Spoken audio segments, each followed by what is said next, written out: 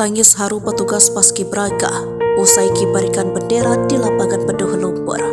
Viral Paskibraka Padang Sidimpuan kibarkan bendera di tengah jalanan berlumpur dan becek. Petugas Paskibra menangis haru setelah berhasil kibarkan bendera merah putih saat upacara ulang tahun Republik Indonesia ke-78 di tengah kondisi jalanan yang berlumpur dan becek. Kejadian ini viral di media sosial, pasalnya mereka berhasil menjalankan tugas dengan baik di tengah keadaan yang kurang mendukung. Diketahui upacara tersebut berlangsung di Stadion HM Nurdin, Kecamatan Padang Sidimpuan, Sumatera Utara, Kamis 17 Agustus 2023. Dalam unggahan tersebut, pasukan Paskibra terus melakukan gerak jalan dan melewati area berlumpur yang becek akibat guyuran hujan. Video yang diunggah oleh akun Instagram @jakartamu tersebut juga memperlihatkan anggota Paskibra tampak kompak dalam melakukan pengibaran bendera merah putih. Tampak baju yang semulanya berwarna putih bersih berubah warna menjadi coklat karena kubangan lumpur tersebut. Setelah sukses mengibarkan bendera, 64 anggota Paskibra tampak kembali ke pinggir lapangan.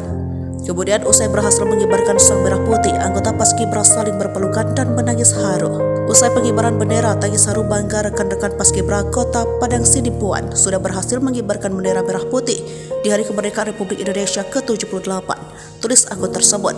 Tak hanya itu saja, para orang tua yang hadir pun juga turut menangis haru dan memeluk anak mereka yang menjadi petugas Paskibra. Video itu pun kemudian viral hingga banjir pujian dari para warganet.